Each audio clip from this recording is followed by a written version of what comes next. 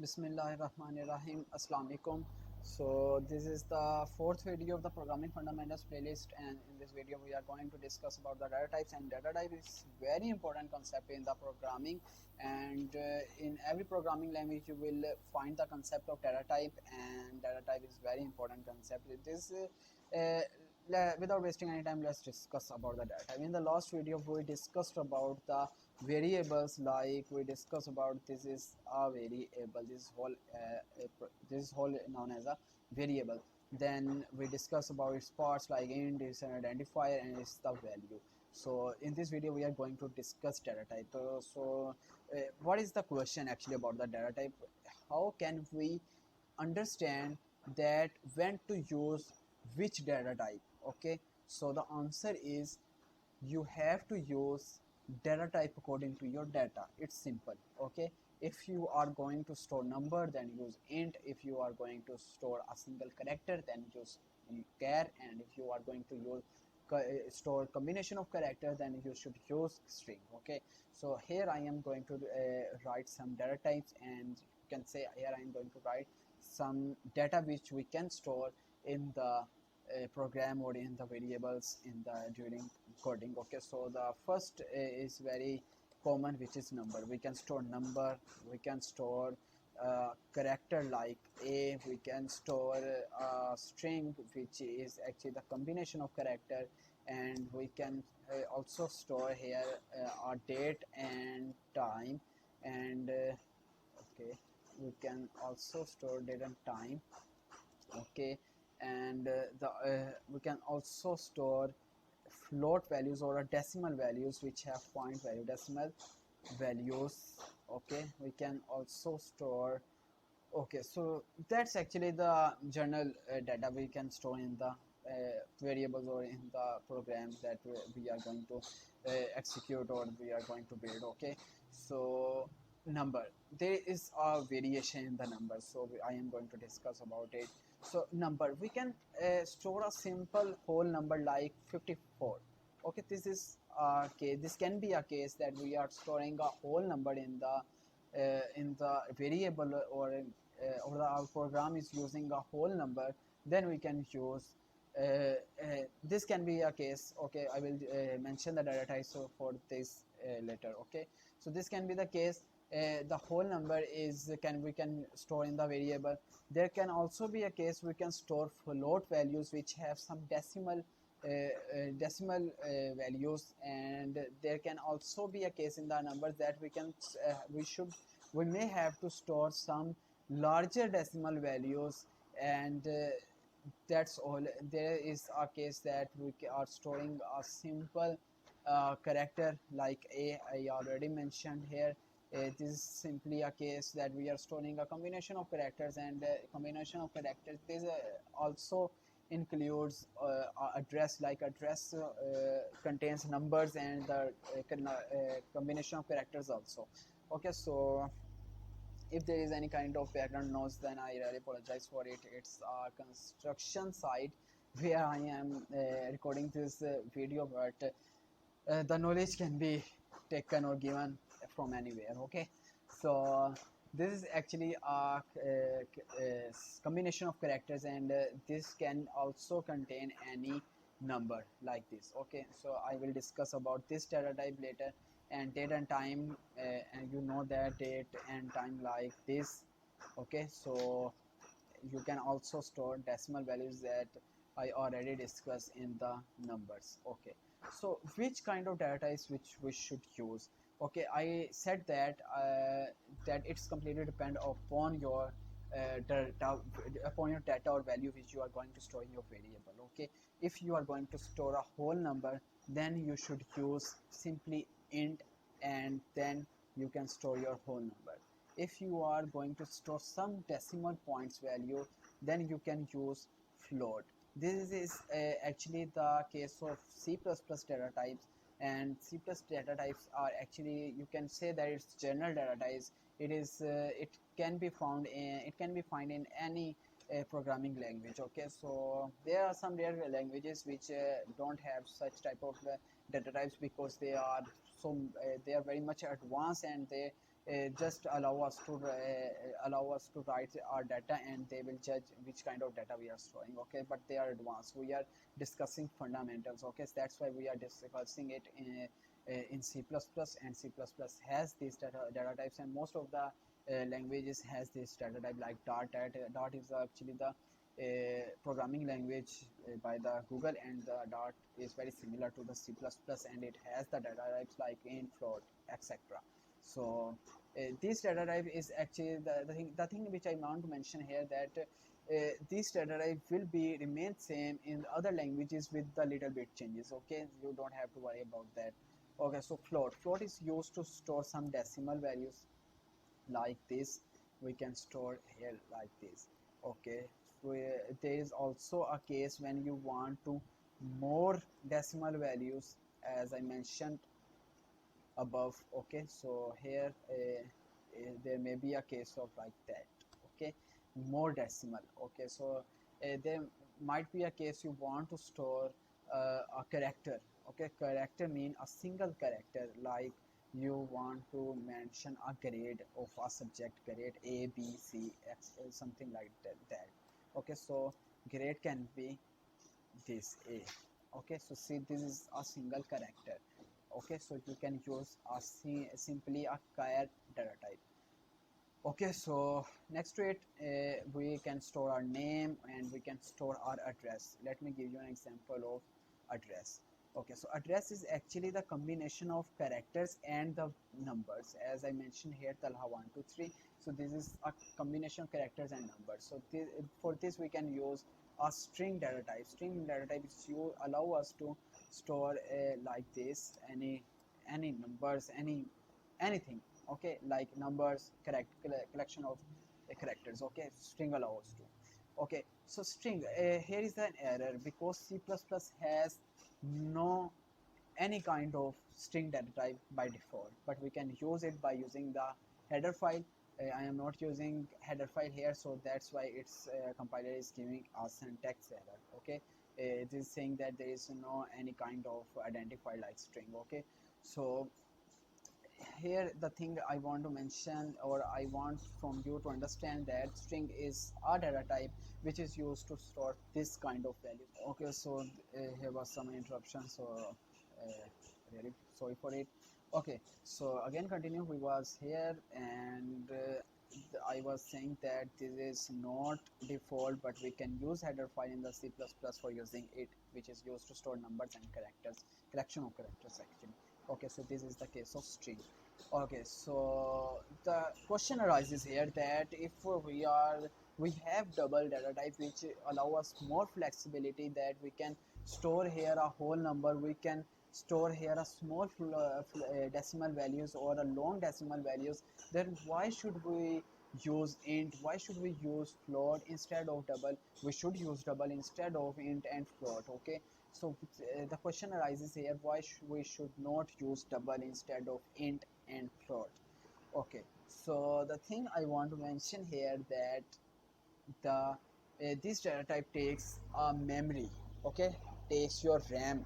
Okay, in the backend, when you are storing any data in the variable, then this is taking some memory in the backend, or from your RAM. Okay, so for the, let me discuss here, like I discussed about the string, and the next thing is long. Long is also a data type, but I discussed here that if we want to store a long decimal values, then we use double. What if we want to store a very long whole value, or very long whole value, then we can use a long value, then we can use I'm sorry then we can use a very long value actually. So we can use long.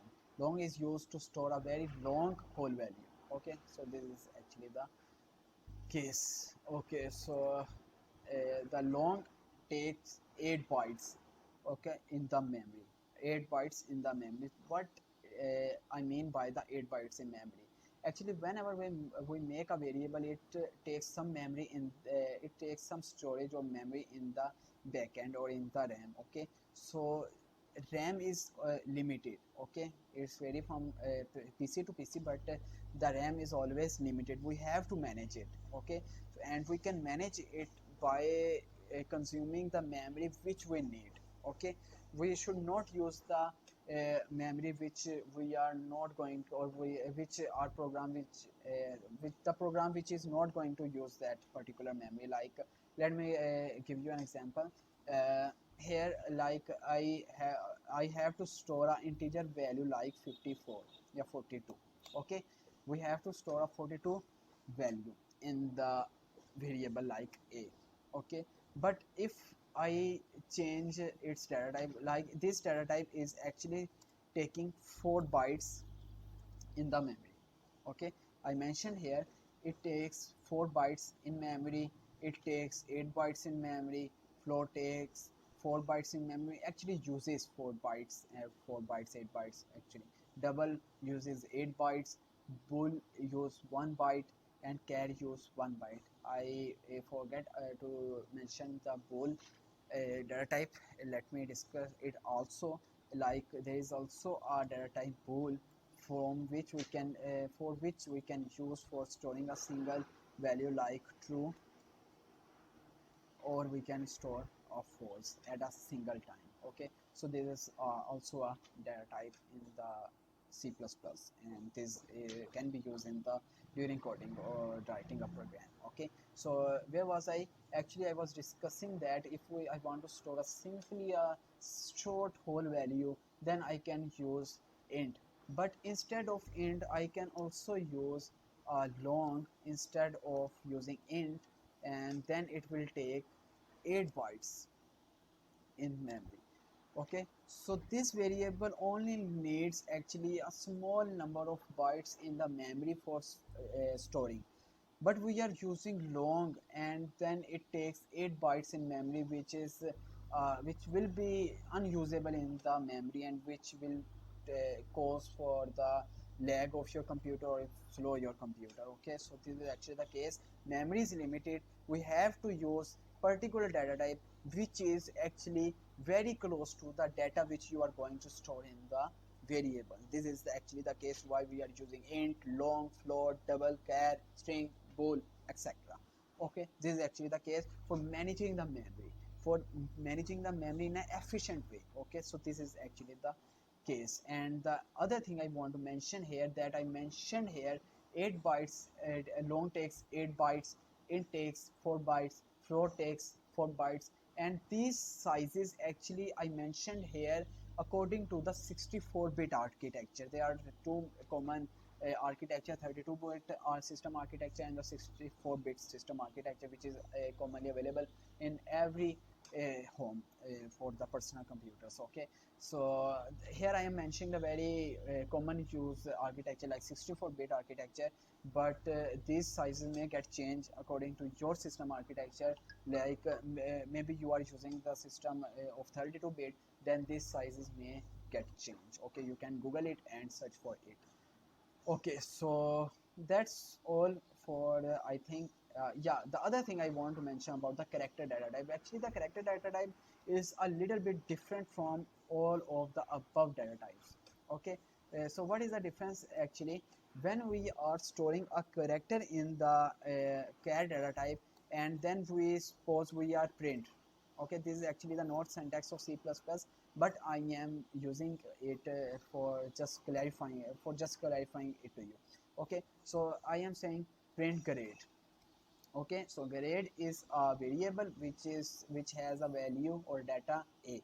When I write grade, print grade, then it will display a. That's simple.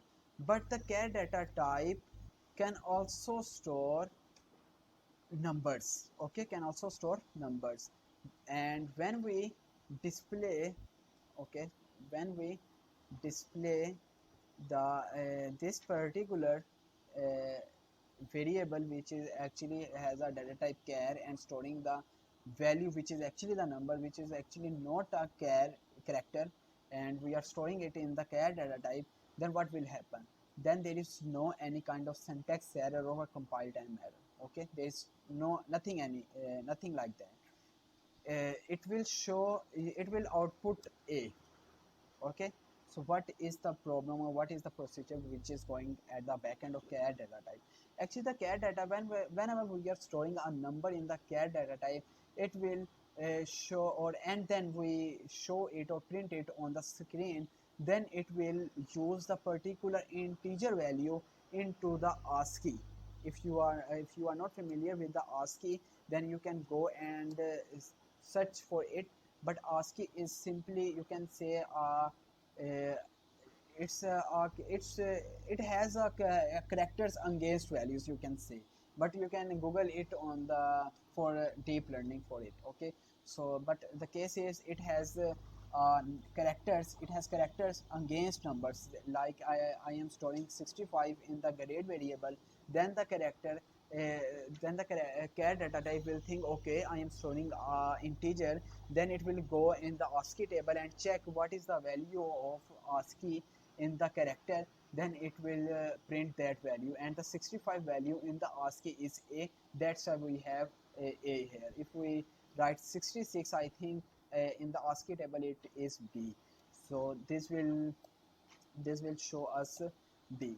Okay, so this is actually the case when we store integer value in the char data type, then it will show the output according to the ASCII table. Okay, that's how the char data type will actually change from the above data types. Okay, so this is actually the case, and the next concept is about the overflow and the underflow. So let me read the definition. Overflow occurs when the value assigned to any data type variable is more than maximum possible value. Actually, the case here, when there is some minimum value and the maximum value which is offered by the particular data type. Like here the thing I want to mention, that int suppose, I am just supposing it. Again, I am saying that I am supposing it, but you can google it and check what is the actual minimum and maximum value integer offered. Okay, but I am just here supposing it, that's minus 53,000 to 45,000. 45,000 is the maximum value which int offers, that we can store in the int data type. When we exceed this value, when we are using int data type and exceed this value, then we will say that this is overflow. And when we are using int data type and when we are below this value, then we will say that this is underflow. This is the simple concept of overflow and underflow. And this is changes from float, and this change from double, and etc. You can google it and check it out. And again, this is just, I suppose it, this is not the actual value. Okay, so for today lecture, this is all, and thank you very much for watching. In the next lecture, we will discuss about the type conversion or casting. Okay, so this is very important concept, that's why I am investing more than one video on it. And again, thank you very much for watching it, and Allah Hafiz.